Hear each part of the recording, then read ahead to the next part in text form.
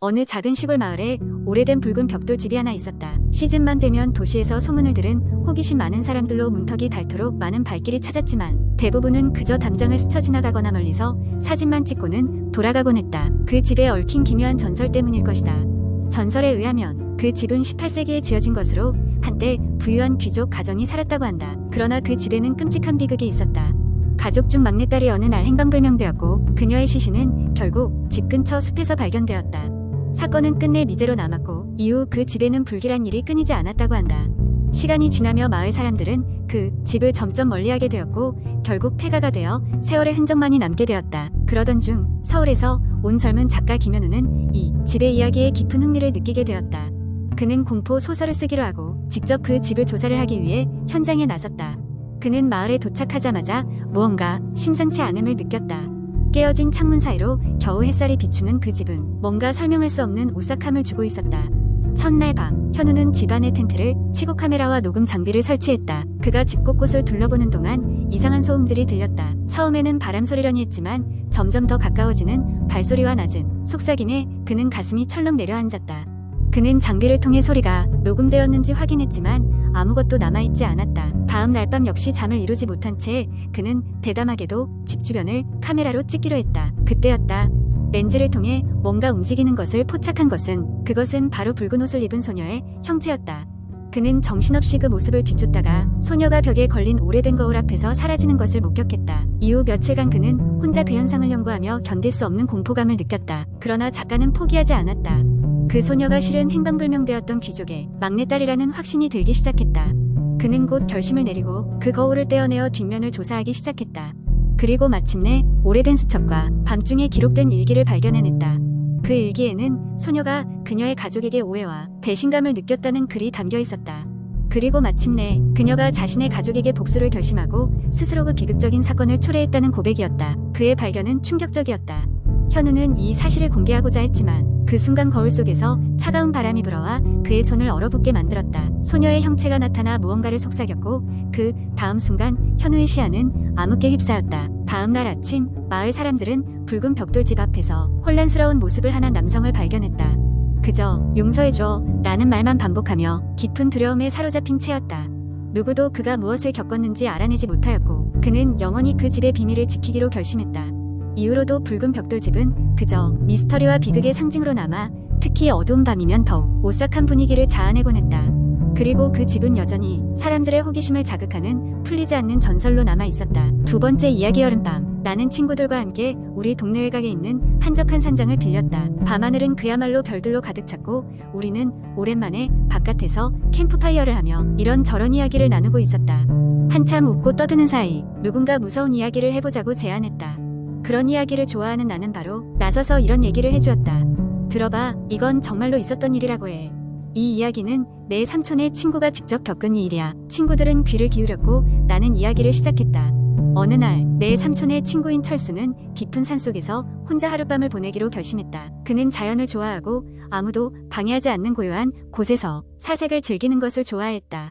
작은 배낭 하나에 캠핑 장비와 식량을 챙겨서 출발한 그는 해가 지기 전까지 목적지에 도착했다. 텐트를 치고 불을 지피며 저녁을 준비하던 중 철수는 어디선가 들리는 바스락거리는 소리에 귀를 기울였다. 바람에 흔들리는 나뭇잎 소리라고 생각하며 신경 쓰지 않으려 했지만 마음 한구석에서는 묘한 불안감이 엄습했다. 저녁을 먹고 나서 잠자리에 들기로 했으나 바스락거리는 소리는 점점 더 가까워졌다. 이번에는 확실히 누군가가 존재하는 소리였다. 철수는 조심스럽게 손전등을 들고 밖으로 나갔지만 그의 눈앞에 펼쳐진 것은 고요한 숲뿐이었다.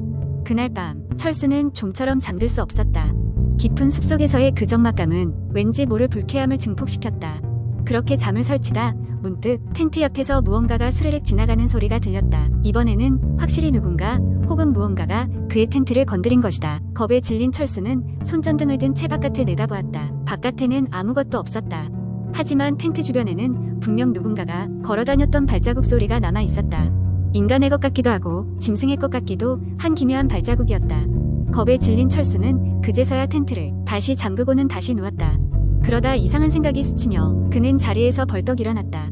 만약 누군가가 장난을 치고 있는 것이라면, 하지만 그 깊은 산속에 누가 그를 놀리러 올 것인가? 결론을 내릴 수 없던 그는 결국 새벽녘까지 기다리기로 했다. 그래야 무엇이 됐든 날이 밝으면 안전할 테니까. 그렇게 한참의 시간이 흘렀다. 동이 트자 어두운 밤이 거짓말처럼 사라지고 숲은 다시 평화로워 보였다. 그는 짐을 챙겨 서둘러 산을 내려오기로 마음먹었다. 천천히 텐트를 정리하며 발자국을 자세히 살펴보았다. 그런데 그 발자국은 인간의 것들과는 확연히 달랐다. 사람의 발자국보다 더 큰 그것은 마치 두려움을 조롱하기라도 하듯 텐트를 빙글빙글 돌며 남겨져 있었다. 철수는 더 이상 머뭇거리지 않고 산을 내려왔다. 그리고 다음 날 이웃 마을의 사람들에게 이야기를 해주었다. 마을 사람들은 침착한 그를 보고는 이상한 표정을 지었다. 그곳에는 오래전부터 이상한 소문이 돌고 있었다. 이따금씩 산속에서 실종되는 사람들, 원인을 알 수 없는 발자국, 그리고 밤이면 들려오는 정체불명의 소리가 그것이었다. 물론 지금 이 시점에서도 그날 밤의 발자국의 주인은 찾을 수 없었다. 철수는 다시는 그 산에 가지 않았고 사람들에게도 그곳에 가지 말라고 경고한다. 사람들에게 그날의 기억은 잊혀져 가고 있지만 산속에는 여전히 그 발자국의 주인이 존재하고 있을지도 모른다. 이 이야기를 마치자 친구들은 모두 조용해졌다. 바람이 살랑거리며 불 꺼진 캠프파이어가 남긴 잿더미를 흩날리고 있었다. 우리 모두는 다시 모닥불을 피우고 싶었지만 그러지 못했다. 그저 마음속 깊숙이 스며드는 불안감에 서로의 얼굴을 마주할 뿐이었다. 세 번째 이야기는 어느 한적한 지방에 살고 있는 대학생 지연의 이야기로 시작됩니다. 지연은 바쁜 학기 중 잠깐의 여유를 찾기 위해 고향 집으로 돌아오기로 합니다. 오래된 시골 마을에 위치한 그녀의 집은 특유의 아늑함을 가지고 있었지만 밤이 되면 빈티지한 가구와 삐걱거리는 마룻바닥이 어딘지 모르게 으스스한 분위기를 풍겼습니다. 그날 저녁 지연은 집으로 돌아오는 길에 마을 어귀에 새로 생긴 작은 중고 서점에 잠깐 들르게 됩니다. 헌책 냄새가 가득한 그곳에서 그녀는 묘한 이끌림을 느끼고 한 권의 낡고 두꺼운 책을 집어듭니다. 표지에는 제목도 작가 이름도 적혀있지 않았습니다. 서점 주인은 그 책에 관해 묻자 마치 그 책의 존재를 처음 듣는 사람처럼 어색하게 미소 지으며 그냥 예전에 어떤 사람이 두고 간 책이라 말할 뿐 더 이상의 정보는 주지 않았습니다. 지연은 책을 가지고 집으로 돌아와 잠든 가족들을 깨우지 않으려고 조용히 방으로 들어갔습니다. 어느 순간 졸음이 쏟아질 때까지 책을 읽기로 했습니다. 책은 내용이 매우 이상했습니다. 알 수 없는 상형문자 비슷한 기호가 가득했고 중간중간 이를 해석한 듯한 걸쭉한 문체의 한글도 섞여 있었습니다. 이상한 매력에 이끌려 계속 읽어 내려가던 지연은 어느 순간 잠에 빠지고 말았습니다. 하지만 밤중에 갑작스럽게 깨어난 그녀는 자신의 방이 평소와 다르게 차갑게 식어 있음을 느꼈습니다. 마치 누군가 창문을 열어둔 것처럼 찬바람이 방을 맴돌았습니다. 황급히 일어나 확인해보니 창문은 닫혀 있었습니다.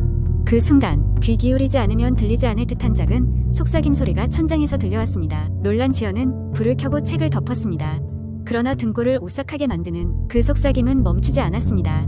그녀는 용기를 내어 천장을 쳐다보며 소리가 들리는 쪽으로 다가갔습니다.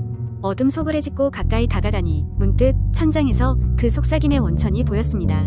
그곳에는 오래된 사진 한 장이 붙어 있었습니다. 누군가 천장에 붙여둔 듯한 그 사진은 소녀의 얼굴을 클로즈업한 것이었는데 그 소녀의 얼굴에는 뒤틀린 미소가 걸려 있었습니다. 지연은 그 사진을 떼어내려 손을 뻗었고 사진 뒤쪽에 적힌 필체를 보고 흠칫 놀랐습니다. 이곳은 내가 지켜보고 있다.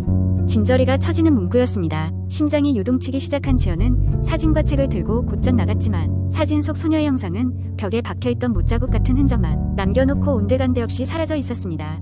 두렵고 혼란스러운 마음의 지연은 한밤중에 중고 서점 주인을 찾아갔지만 이미 서점은 닫혀 있었고 다음날 다시 찾았을 때에는 그 서점조차 다른 간판을 내걸고 있었습니다. 그럼에도 그 책 속에 담긴 내용은 여전히 생생하게 그녀의 기억에 각인되어 있었습니다. 여러 곳에 물었지만 그 서점 주인과 책의 정체에 대해서 아는 사람은 아무도 없었습니다. 책을 되찾겠다는 강박관념에 시달리다가 어느 날 지연은 자신이 극도로 피곤해 보이는 것을 거울로 깨닫게 됩니다.